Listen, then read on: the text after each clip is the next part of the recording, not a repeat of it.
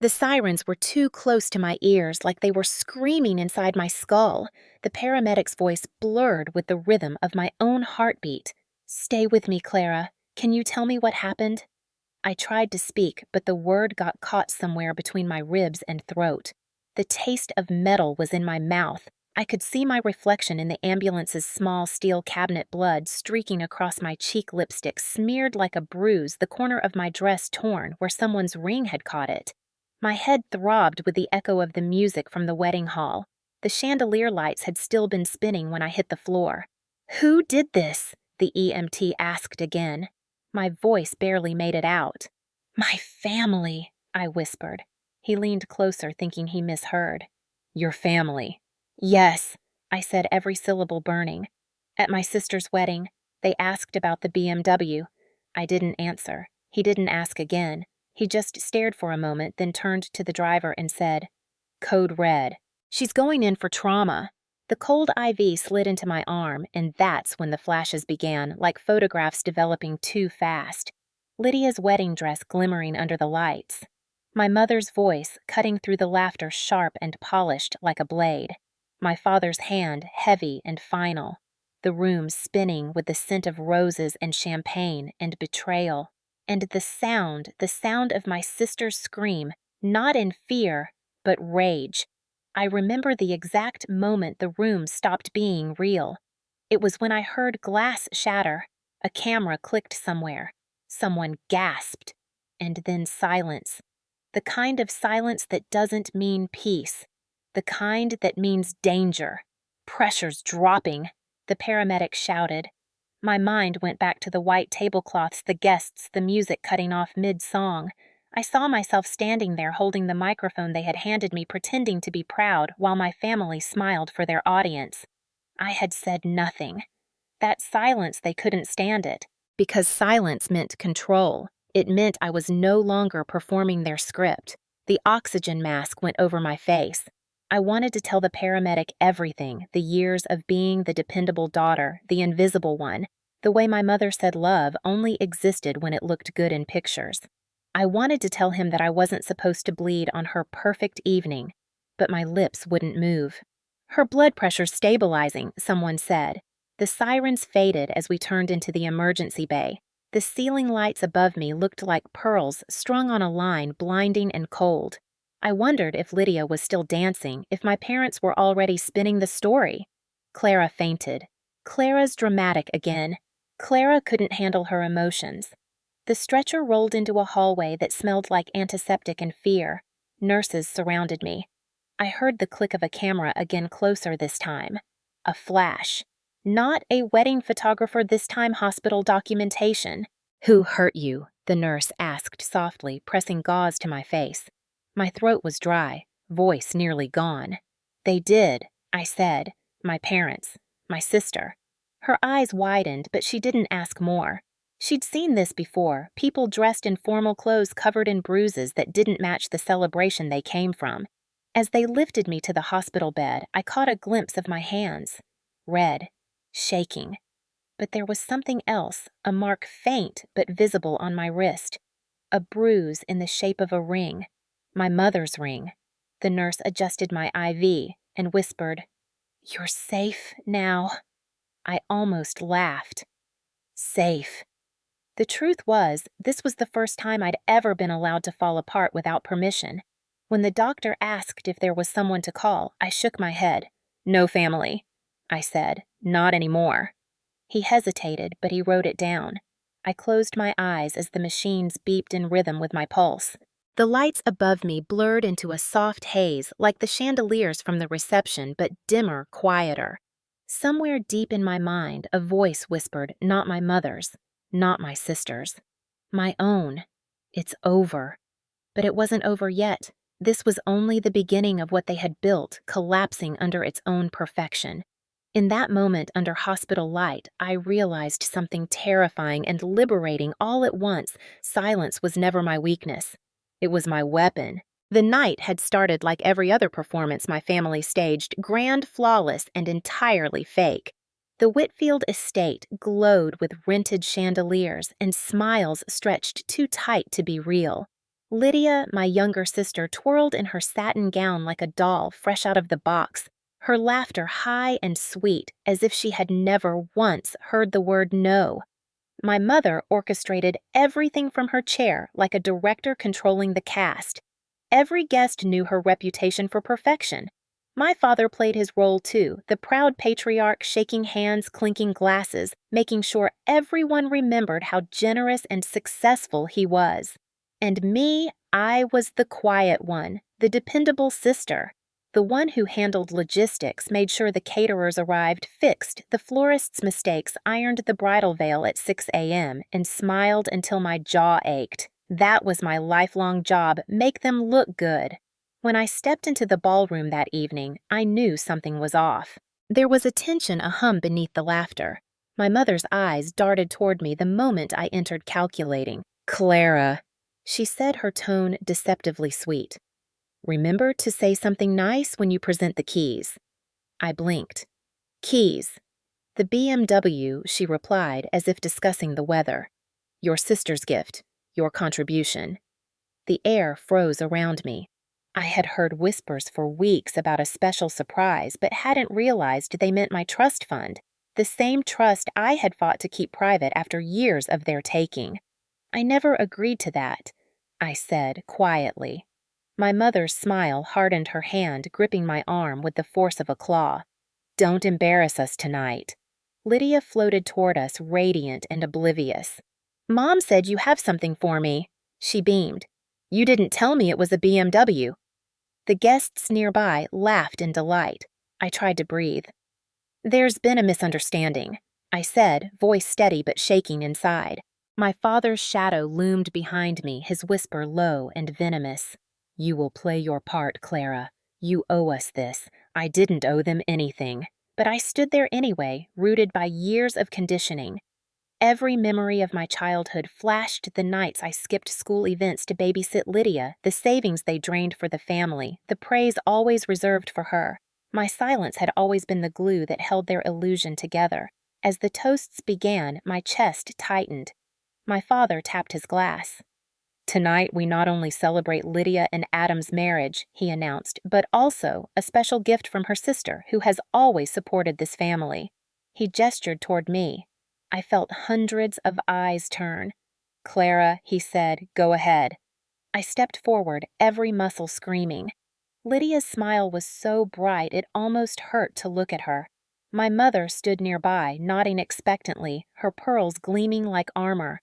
I looked at the small velvet box they had placed on the table, a symbolic key, a lie. My throat closed, my hands trembled. I could have gone along with it, let the lie live another day. But something inside me cracked.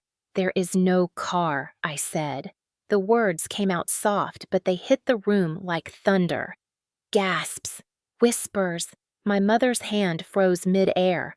Lydia's laughter faltered. My father's smile vanished. "Excuse me," he said, his tone slicing through the crowd. "I said there is no car," I repeated. "My money isn't for display. It isn't for you. It's mine." Silence fell so deep it hurt my ears. Lydia's face twisted in disbelief. "You're ruining my wedding," my mother's voice hissed behind her teeth. "Apologize. Now." My father stepped closer, his voice low. "You don't understand what you've just done." But I did. For the first time in my life, I understood perfectly. I had just shattered the illusion that kept them powerful. Somewhere in the back, a guest whispered, "Good for her." My mother's glare darted like a knife. "You will regret this." "Clara," she said. "Maybe I would, but at least the regret would be mine." The music had stopped. Cameras were rolling. And in that fragile, trembling silence, the first crack in the Whitfield family empire began to spread. My father's jaw tightened first. Then his hand came down with the kind of precision that only years of control could refine. The sound cracked through the ballroom like a gunshot, shattering whatever illusion of grace the evening had left. My cheek burned instantly, heat spreading through my skin, but the greater pain came from the gasps that followed, collective, horrified, fascinated. The perfect Whitfields undone in front of everyone. My mother froze for half a second before lunging forward, her nails biting into my arm. "Stop this right now," she hissed through her teeth, her lips still smiling for the guests. "You are making us look bad." Her voice trembled with fury, not fear, because in her world reputation was oxygen and I had just stolen the air. Lydia stumbled toward me, her bouquet shaking. "What's wrong with you?" She spat tears streaking her makeup. "This is my wedding," I wanted to answer to explain that it wasn't about her, that it never had been. It was about years of being told to sacrifice quietly, to smile through betrayal, to disappear behind her spotlight. But my words were gone, trapped somewhere behind the pounding in my head. I heard a glass fall. Someone whispered, "Oh my God." Another said, "Call someone." My father grabbed my shoulder again, harder this time. "You will not humiliate us." His breath was sour with wine and control. I struggled, my voice barely a whisper. "Let go." His grip tightened. Lydia's husband, her brand new husband, stood frozen, eyes wide, doing nothing. I could see it in his face, fear of choosing sides, cowardice disguised as politeness. The crowd had gone utterly silent except for the faint hum of the chandeliers above. And then someone moved a woman near the dessert table, a guest I didn't know. She raised her phone. Recording. My father saw it too late. His expression shifted from fury to panic. "Put that away," he barked, but the damage was already done. Dozens of eyes, dozens of lenses, all capturing what the Whitfields never wanted the world to see. My mother's voice pitched higher, desperate. "She's emotional. She's not well." She turned toward the crowd, pretending concern, tears forming with terrifying skill. "She's been under stress, everyone. Please, she didn't mean it." Her fingers dug deeper into my arm, a whisper cutting under her performance. "Smile." I didn't. I looked her dead in the eye and said quietly enough for only her to hear, "I'm done performing for you." Her face twisted in disbelief, as though the language itself was foreign to her. My father's hand lifted again, but someone shouted from across the room, "Stop it!" It was Mrs. Davenport, one of my mother's charity friends, standing tall, her voice sharp with outrage. "You're hurting her." The guests began to shift, uneasy, their loyalty trembling between shock and self-preservation. My father's voice broke raw and dangerous. "This is a family matter." "No," Mrs. Davenport said. "This is abuse." The word hung in the air, heavy radioactive. Abuse. My mother paled, her hand dropping from my arm as though burned. Lydia gasped, her perfect wedding dissolving around her like sugar in water. I could see her world collapsing, not because of what was happening to me, but because her fairy tale had been contaminated with truth.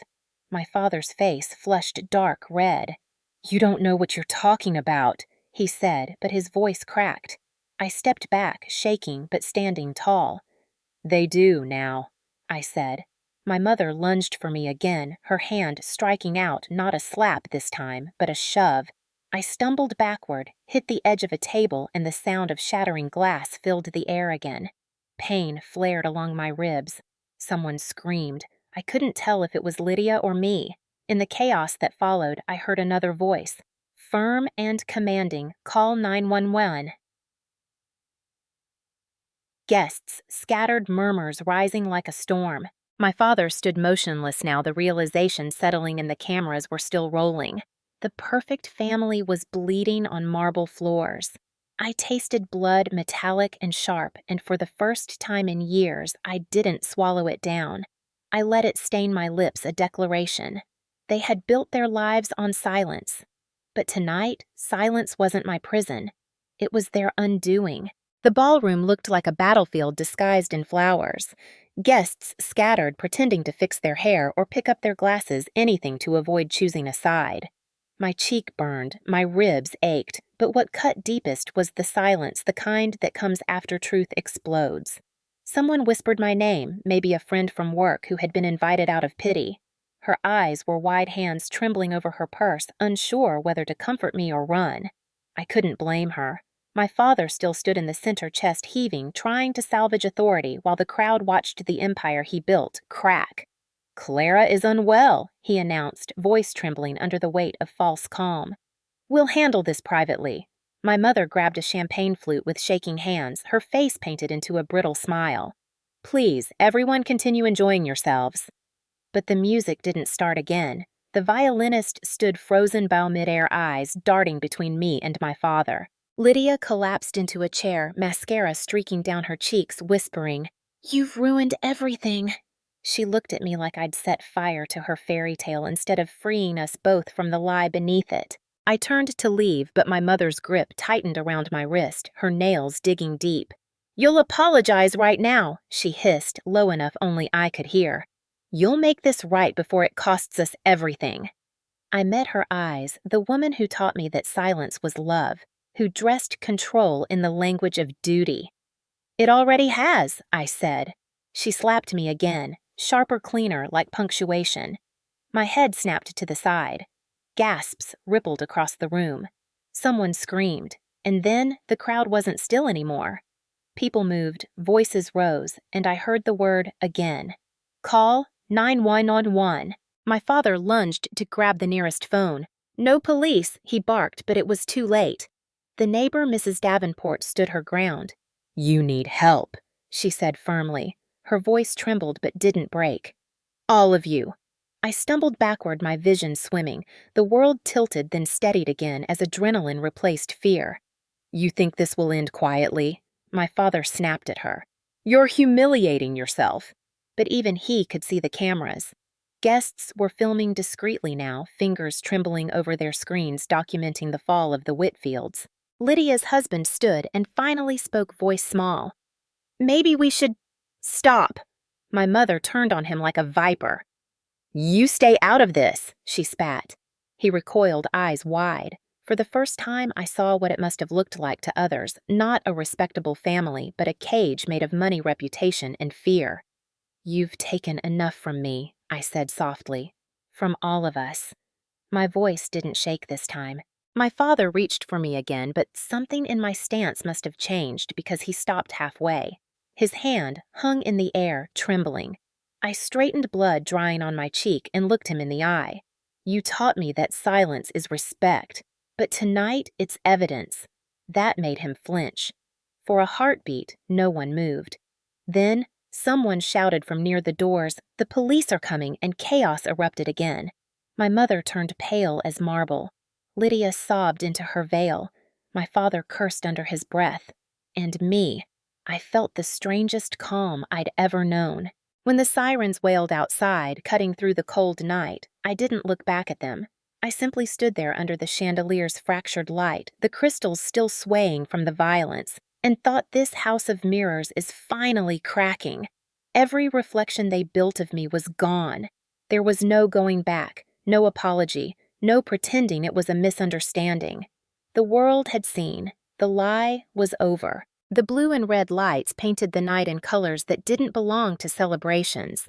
The air outside the Whitfield estate was thick with whispers and the metallic scent of fear. I sat on the back of the ambulance's open tailgate, an oxygen mask pressed against my face, while the paramedics worked quickly, their gloved hands efficient and kind. My father stood several feet away, arguing with the police, his voice rising and falling in sharp bursts of anger. My mother clung to her pearls, weeping for the cameras, not for me. Lydia was nowhere in sight. Maybe she was hiding. Maybe she couldn't face the wreckage. One of the EMTs, a man with kind eyes and steady hands, asked softly, "Can you tell me what happened?" I wanted to say it was a misunderstanding, that it wasn't as bad as it looked.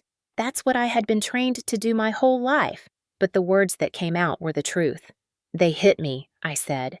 He nodded once, not surprised. "Family." "Yes," I whispered. "My parents." His jaw tightened and he made a note. "Police will follow up. You're safe here."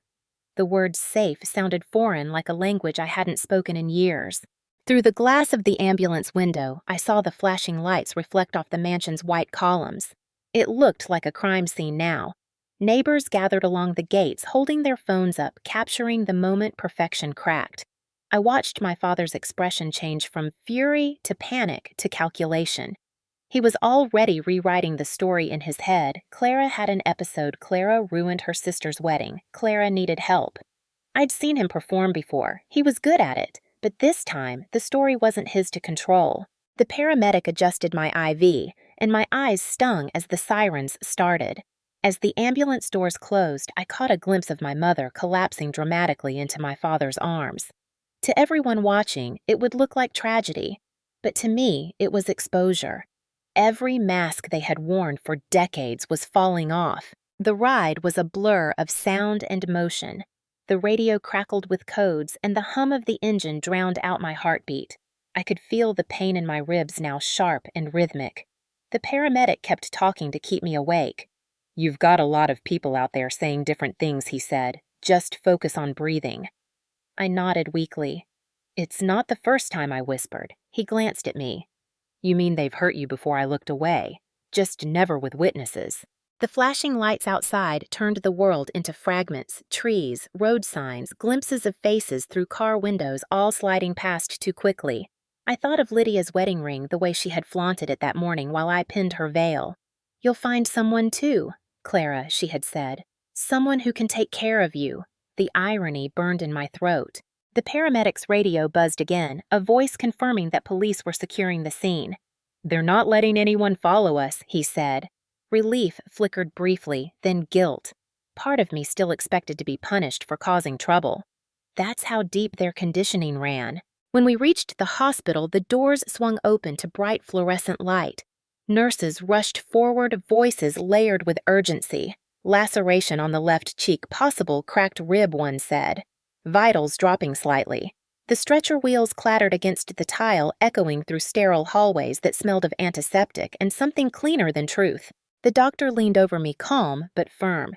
"You're safe now, Clara," he said. But safety didn't feel real yet. It felt borrowed, like a costume I wasn't used to wearing. Sir?" As they wheeled me past the ER doors, I closed my eyes and saw the chandelier again, the moment it shattered above us, raining glass and lies. I knew that when those videos reached the internet, when the whispers turned into headlines, my family would finally face what they'd spent a lifetime hiding. For the first time, it wasn't me who needed to be afraid. It was them. The lights in the trauma bay were too bright, bleaching every shadow out of existence. Nurses moved around me like choreography scanning, swabbing stitching. My body felt distant, like I was watching from outside myself. The doctor's voice came through the haze. "She's stable but in shock. Bruising on the ribs, contusions on the cheekbone." He paused, looking directly into my eyes. "Miss Whitfield, you're safe now. We'll take good care of you." The word safe again. I wanted to believe it. When they finished, a nurse covered me with a blanket and dimmed the light above my head. Her badge read Angela. Her eyes were soft but steady, the kind of calm that comes from seeing too much. "Can I call someone for you, family?" "Maybe," she asked gently. I shook my head. "No, family." She didn't argue. She just wrote something on my chart and said quietly, "That's okay." I stared at the ceiling tiles, counting them to stay awake.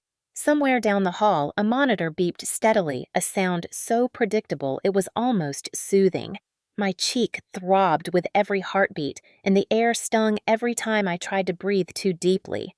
Angela returned with a clipboard and a police officer in uniform, her tone professional but kind.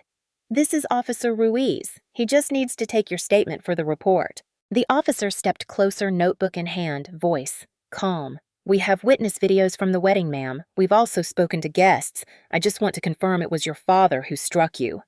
His words hung in the air like the final verdict. I swallowed. "Yes." My voice cracked, and my mother grabbed me, hard enough to bruise. He nodded, grimly, writing, "We'll document it. The footage helps. It shows the incident clearly. Do you want to press charges?" My throat tightened. It should have been an easy yes, but decades of programming made hesitation rise instead. "They're my parents," I whispered. He didn't push, just said quietly, "And that doesn't make it legal." Angela squeezed my shoulder lightly. "Take your time. You don't have to decide tonight." But in that moment, something shifted inside me. The years of fear, obedience, and silence, all the ways they had made me small, had finally met their breaking point. "I will," I said. The words surprised even me. Officer Ruiz met my eyes and nodded. "We'll move forward carefully. You've already done the hardest part." He left soon after, leaving a card on the bedside table. I stared at it for a long time, tracing the embossed letters of his name like they were something sacred. It wasn't revenge I wanted. It was truth on record. Later, a social worker came in, another woman with tired eyes but kind energy. "Clara," she said, sitting beside my bed, "your case will be reported as a domestic assault. There are shelters, temporary apartments, or safe houses if you need them. You'll have options." The word options hit me harder than any bruise. For 32 years, my life had been about obligations. This was the first time anyone had offered me choice. When she left, I was alone again. The city lights glowed faintly through the blinds. Somewhere below, an ambulance wailed. I closed my eyes and saw Lydia's face frozen in shock, my father's hand mid-swing, my mother's mask cracking. Tomorrow, the gossip would spread. By the weekend, the headlines would come. But for once, I didn't care what they said. Their power had always depended on silence, and mine had just been broken publicly. Angela peeked in one last time before her shift ended. "You did the right thing," she said softly. "It's hard the first night, but you'll sleep easier soon." After she left, I whispered into the empty room, not for anyone else but myself. "They can keep their mansion, their money, their name. I just want my peace." The monitor beeped in rhythm, a steady reminder that I was still here alive, conscious, reborn. The Whitfields had always loved control, but tonight, under these hospital lights, I realized something that would haunt them forever. They couldn't control what came next. The world looked different the next morning, quieter but sharper, like every surface had been stripped of its polish. A nurse helped me sit up, her hands gentle but firm. "Easy now," she said. My ribs protested every breath, a reminder of what had happened. Sunlight bled through the blinds, painting pale stripes across the sterile sheets. The phone on the bedside table buzzed relentlessly calls from numbers I knew too well. My parents. Lydia. Unknown reporters. I turned it face down. Angela came in with a cup of weak coffee and a folded newspaper. "You might want to see this before anyone else does," she said carefully. I didn't want to, but she laid it on the blanket anyway.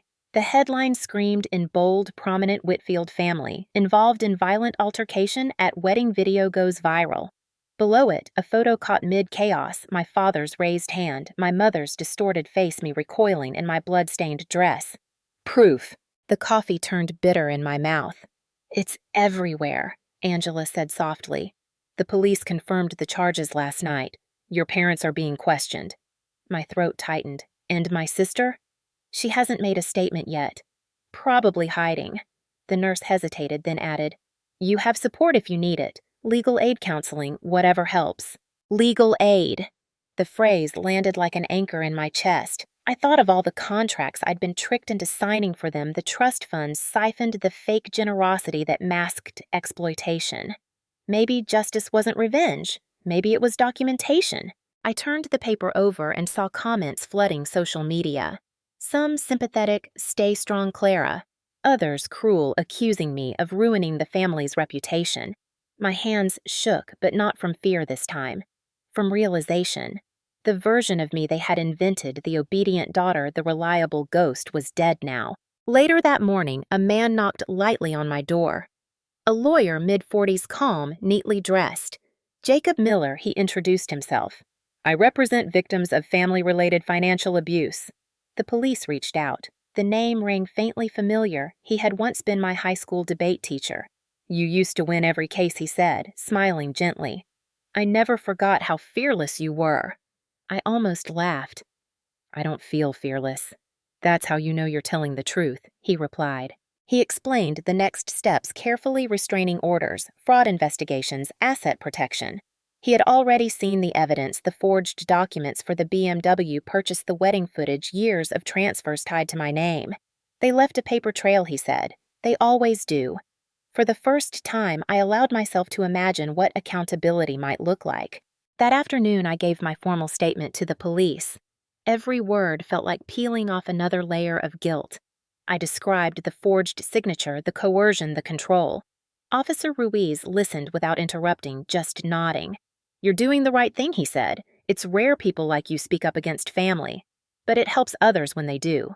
When he left, the room was quiet again. Outside the window, I could see the hospital garden, ordinary people walking, laughing, living without pretending. I realized how small my world had been confined by their expectations. The phone buzzed one more time, a message from Lydia. How could you do this to us? Mom's having a breakdown. Dad might lose everything. Are you happy? I stared at it, then deleted it without replying. For years they had asked what I could give them. None of them had ever asked what they had taken. As evening fell, I sat by the window of her line, humming softly beside me, and whispered, "Yes, I am." Because happiness wasn't about their forgiveness anymore. It was about survival. And tomorrow, when the legal papers were filed, it would finally be about freedom. 2 days later, I walked into the courthouse under a gray November sky that smelled faintly of rain and headlines. My ribs still ached under the loose blouse I wore to hide the bruises, but the pain felt clean, now earned. Reporters clustered outside the steps, shouting questions, flashes bursting like gunfire. I didn't answer. Jacob Miller walked beside me, calm and steady, a small fortress in a navy suit. "Keep your head up," he said. "Let the truth be louder than the noise." Inside, the hallway buzzed with tension. My parents stood at the far end, flanked by their lawyer and a wall of pretense. My mother wore a black dress and oversized sunglasses as though she were attending a funeral. Maybe she was. My father's jaw clenched so tight it could have cracked teeth. Lydia sat behind them, eyes red, her engagement ring conspicuously missing. The fairy tale had officially expired. When the bailiff called my name, my mother flinched. "Clara," she started, her voice trembling with a mixture of fury and disbelief. "You don't have to do this. We can settle this quietly as a family." Her words were a script she'd rehearsed all her life, meant to wrap guilt around me like silk. I looked at her, then at the camera crews lining the hallway, their lenses catching every blink. "That's what you said when you took my money," I said softly. "And when you forged my name. And when you hit me." Her face cracked, the smile dying before it reached her eyes. My father stepped forward, tone low and lethal. "We gave you everything." "No," I said. "You gave me silence." His eyes darkened. "You're sick." Jacob's voice cut through. "That's enough, Mr. Whitfield." He stepped between us, holding a folder thick with evidence bank statements, notarized copies, the video from the wedding. "You can try to rewrite the story, but the record speaks louder." The hearing itself was procedural, but it felt like war. My statement was entered officially. The footage authenticated the charges, listed assault, fraud, coercion. My father's lawyer argued the video was taken out of context, that the family had been emotionally distressed. The judge's eyes stayed flat. "Mr. Whitfield, context doesn't justify violence." My mother tried tears. "We're devastated. Our daughter is confused, influenced." By what, the judge asked dryly. "Reality." Lydia's voice broke through the silence, suddenly trembling. "It's true." The room froze. She stood, eyes wet, looking small for the first time in her life. "They did forge her signature. Dad told me not to tell anyone." "I didn't stop them." My mother gasped as if struck. "Lydia, no." But it was too late. The truth had slipped loose. For a moment, no one spoke. Then my father's face drained of color. "You ungrateful," he started, but the judge cut him off sharply. "Enough. You'll have your chance to respond in due process." Lydia sat down, shaking. I felt something shift in the air, a weight lifting just slightly. The empire of appearances had cracked from the inside. When it was my turn to speak, I didn't read from notes. All my life I was told to stay quiet to keep the peace, I said.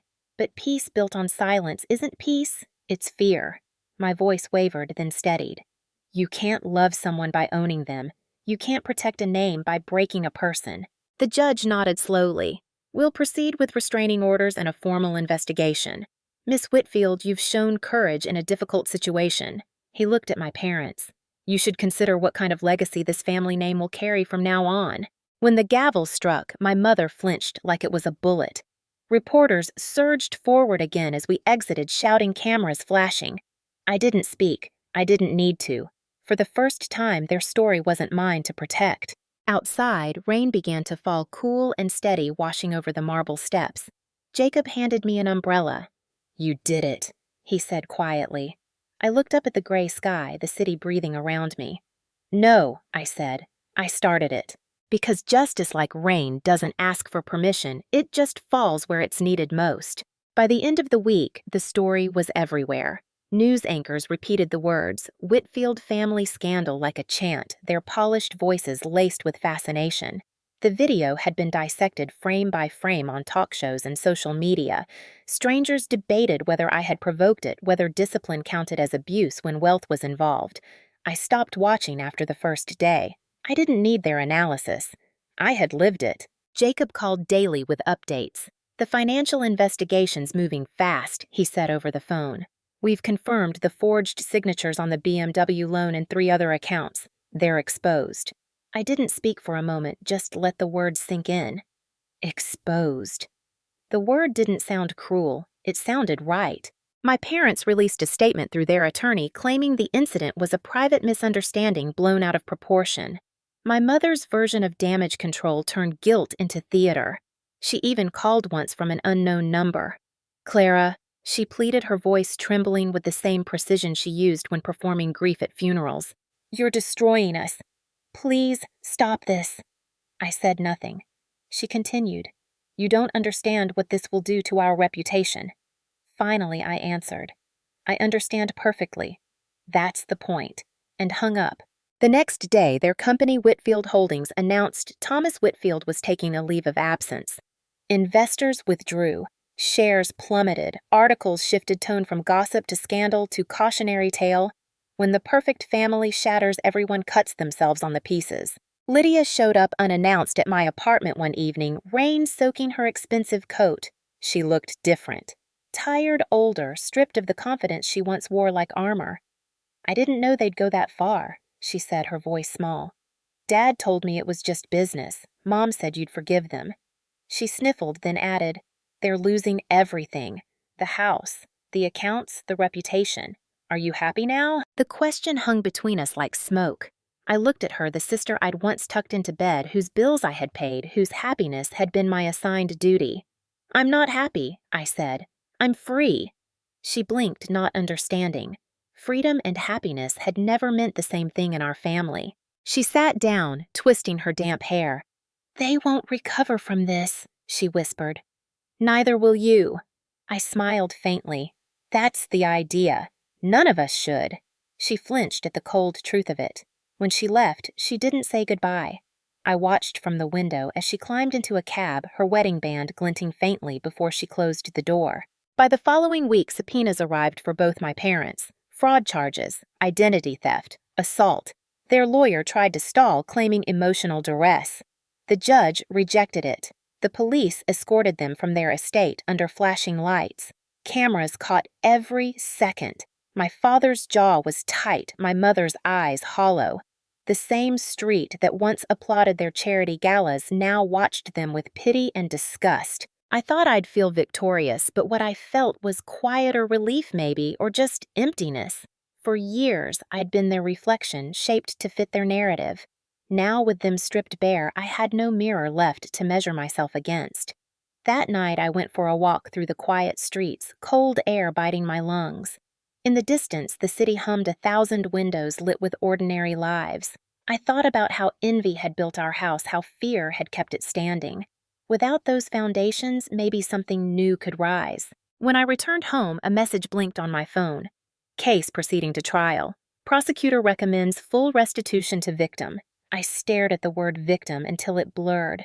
Then, for the first time, I turned off every light, sat in the dark, and let myself breathe. Not like someone hiding, but like someone learning what air really feels like when it's her own.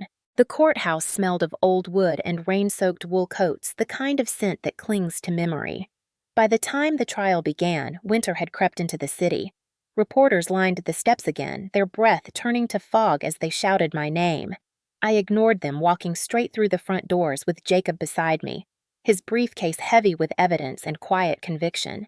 Inside, the hallways were colder than I remembered. Justice always feels colder than revenge. My parents sat at this defense table, the distance between us sharp and deliberate. My father's hair had gone grayer in just a month. My mother wore no jewelry, her hands trembling slightly as she smoothed the edge of her blazer. Lydia wasn't there. I later learned she'd fled the city, hiding from the spotlight she once craved. When the judge entered, the room stilled. the prosecutor began by projecting the video the moment that had already burned itself into the internet. My father's hand, my mother's grasp, my face twisting in shock. The sound of glass, the collective gasp from the audience filled the courtroom again, echoing the wedding hall's silence. Watching it on screen was like watching someone else's life, a version of me I had finally buried. Jacob called the witnesses Mrs. Davenport, the guests, the EMT, the nurse. Their testimonies built the story brick by brick until it became undeniable. My father's lawyer objected at every turn, claiming stress, emotional provocation, a family misunderstanding. The judge's gavel came down hard. "Misunderstanding does not explain violence," he said flatly.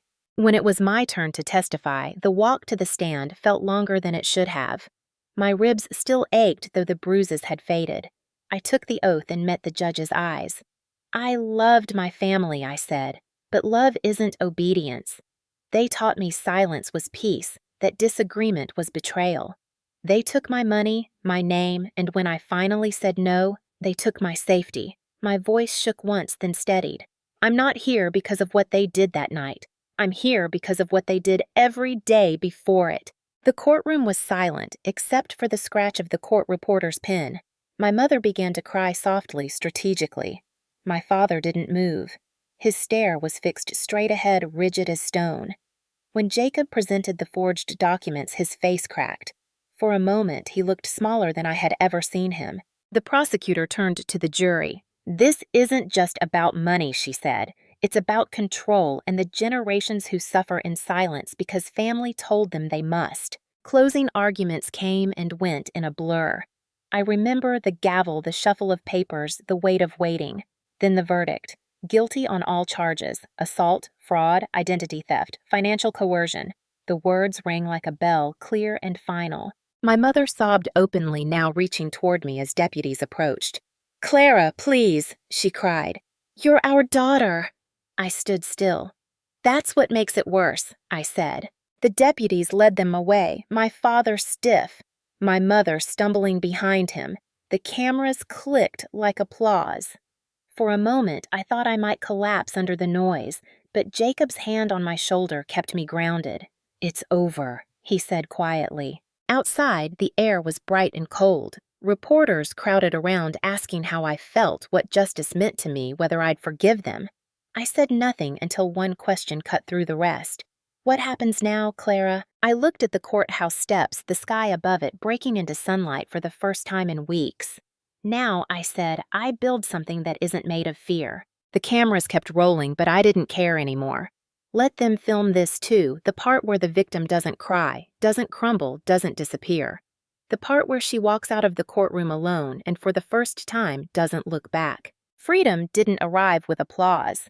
It came in quiet mornings and long silences that used to scare me. My apartment was small but bright, the kind of space where I could hear the hum of the refrigerator and the rain tapping softly on the window. After months of chaos, those sounds felt like peace. The bruises had faded into pale echoes, the headlines had cooled, and for the first time in years, I didn't have to explain myself to anyone. Jacob stopped by one afternoon with a stack of documents, final papers confirming restitution. The court ordered full repayment of the trust, he said. "The assets are frozen, but they'll come to you once liquidation's complete." I stared at the pages, feeling nothing at first. Justice had its own strange currency. It didn't make you rich, just lighter. "What will you do with it?" he asked. I looked around my little apartment, the walls still bare, the scent of coffee filling the air. "Something that matters," I said. Weeks turned into months. I returned to teaching part-time, easing back into classrooms where the air smelled of chalk and ink instead of perfume and lies. My students were younger than the wounds I carried, but their curiosity was healing. They asked questions without judgment, listened without performance. One afternoon, a girl lingered after class. "Miss Whitfield," she said softly, "is it true you stood up to your parents in court?" I froze for a second, then nodded. "Yeah," I said. "It's true." She smiled, eyes wide with a kind of awe that wasn't about scandal, but strength. "My mom says you're brave."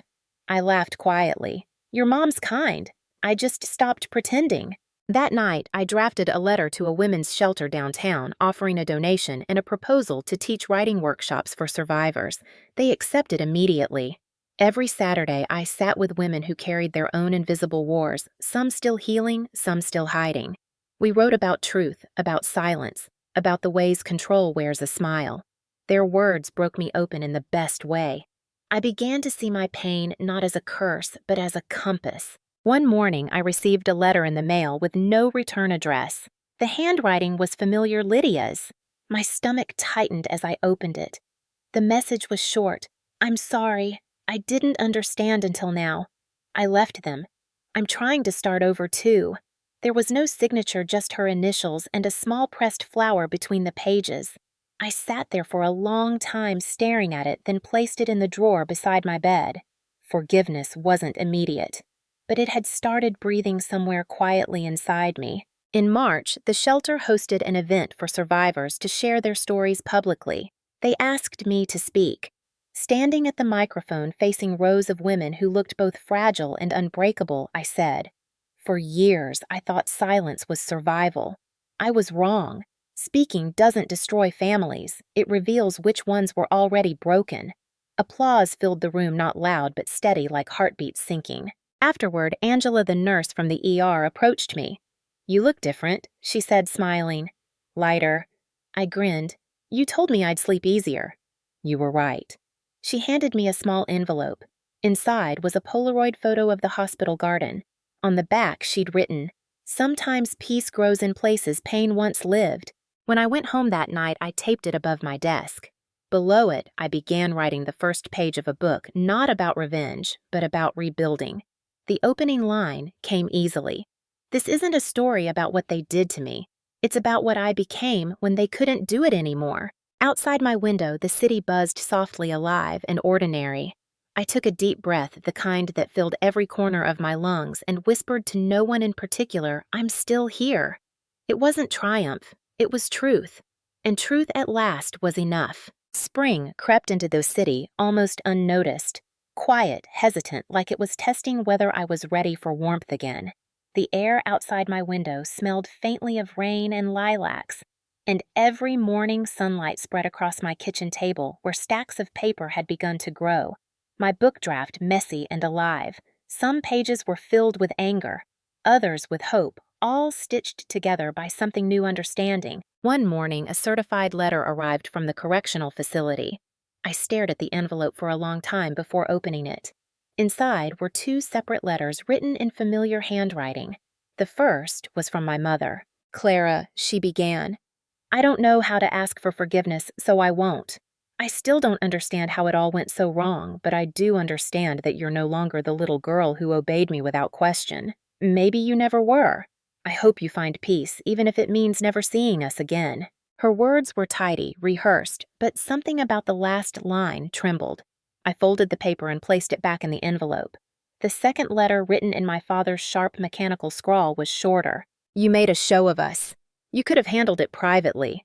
I raised you to be strong, and you used that strength against me. I suppose that's justice. Don't visit." I laughed once softly because even his version of surrender came with command. I tore that letter in half, then into smaller pieces and dropped them into the sink. Watching the ink blur under the faucet felt cleaner than revenge ever could. Weeks later, my workshop at the shelter had doubled in size. New faces appeared each Saturday, women and a few men too, all of them carrying stories heavy enough to bend the air. We wrote about the moments we found courage and the moments we almost didn't. When I read my own pages aloud, the room went still. I spoke about the wedding, the silence, the ER lights. But I ended with the truth that had saved me. Peace isn't what you find when the noise stops. It's what you build when you finally speak. After the session, an older woman named Maria approached me. "I've been listening to you for weeks," she said. "I thought I was too old to start over, but you made me believe maybe I'm not." She smiled through tears. "Thank you for that." That night, I walked home beneath street lamps that glowed like low-hanging moons. The city hummed gently alive in all its ordinary beauty. For years, I'd lived for the approval of people who mistook obedience for love. Now I was living for the sound of my own footsteps, steady and free. When I reached my building, there was a small package outside my door with no return address. Inside was a keychain, a miniature silver BMW, the kind you'd find at a souvenir shop. Attached was a note in Lydia's handwriting. "For once it's yours. Drive wherever you want." I smiled, not because of the gift, but because she'd finally understood the joke life had played on all of us. That car, that family, that illusion, it had never been freedom. I set the keychain on my desk beside Angela's photograph of the hospital garden. Morning light filtered through the window, soft and forgiving. I opened my laptop and typed the final line of my manuscript. They said my silence destroyed the family, but the truth is, it saved me. Because silence doesn't mean weakness, it means waiting for the right moment to speak so the world can finally hear. I sat back, let the sentence breathe, and felt a calm so deep it bordered on holy. Outside, the church bells began to ring, echoing through the city like an ending and a beginning all at once. I closed the laptop, poured a cup of coffee, and stood by the window, watching people pass below, ordinary, alive, unafraid. For the first time in my life, I wasn't waiting for permission to exist. I had given it to myself. And that, more than justice or money or redemption, was the truest gift of all.